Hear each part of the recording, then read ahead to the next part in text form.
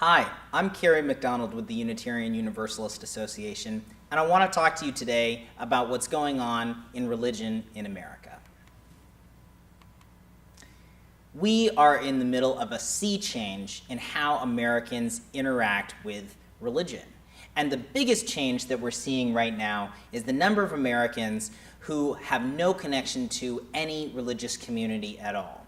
Today, 23% of American adults, that's about 56 million people, have no religious connection whatsoever. That isn't whether they go to church on Sunday or synagogue on Saturday, but when you ask them, do you have a connection to a religious community, they say, no, not really. And that number is up from 9% in the late 1990s. So big changes happening fast. So let's dig a little deeper. This is a graph from the Pew Forum on Religion and Public Life. And it talks about the trends that are happening away from organized religion and towards no religious affiliation whatsoever. This is similar to the spiritual but not religious group you may have heard of and how they're growing as well.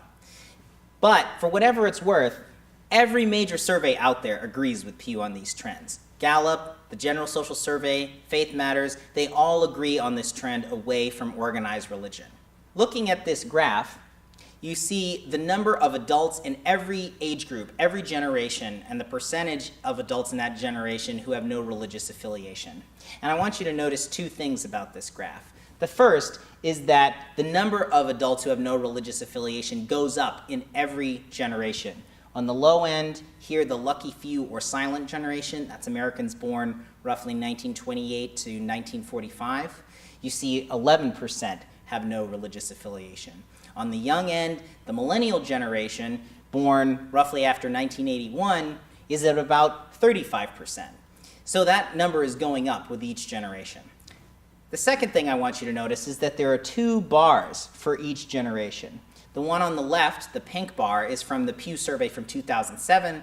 The one on the right, the blue bar, is from Pew's 2014 survey, where they asked the same questions that they had 7 years earlier. So this gives us really valuable trend information, and we can see exactly what's happening and how fast it's happening.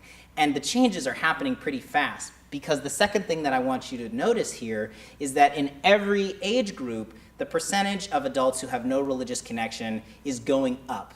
It increases between 2007 and 2014. So that means these changes are happening really fast. So how do these shifts impact Unitarian Universalism?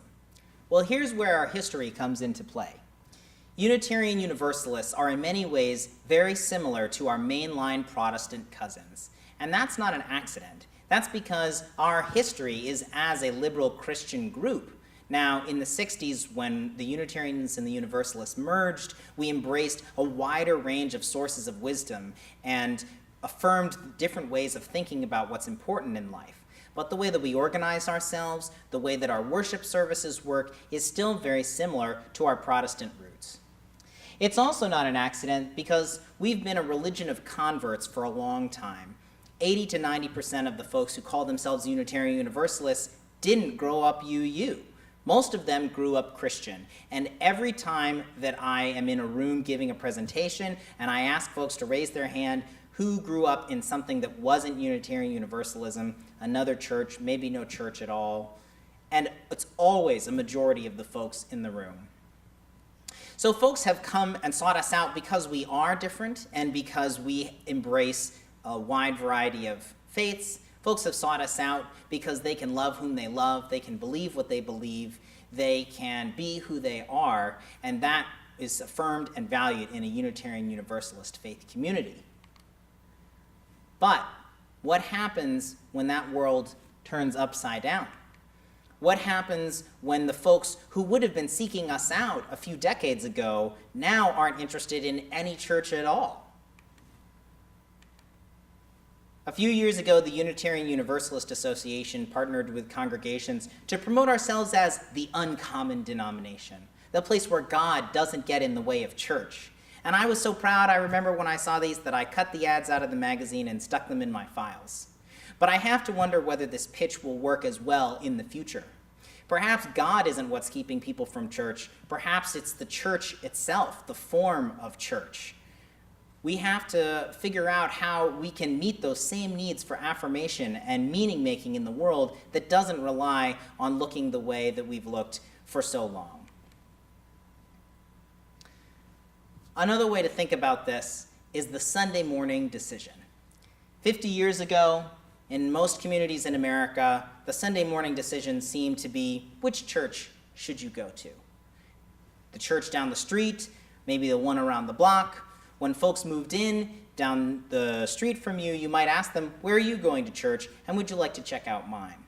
Now, that's still true in many parts of the country, but it's less and less true across the country. Because today, the Sunday morning decision is not church versus church, but church versus anything else in the world. Take a walk in the woods, read a book, have a cup of coffee, go to soccer practice. These are all ways that people find connection and meaning that don't rely on a traditional way of going to church. Remember, there's still a hunger for spiritual experiences and for finding meaning in the world and for connection. The same hunger the church has served for a long time. That's still there. People still crave that kind of experience. But we have to figure out what it means to serve that, to be the welcoming places and affirming places that we have been for so long, to advance our call for justice in the world in a way that doesn't just rely on Sunday morning decisions. And Unitarian Universalists across the association right now are grappling with what that means for them in their communities. Lend your voice to the discussion.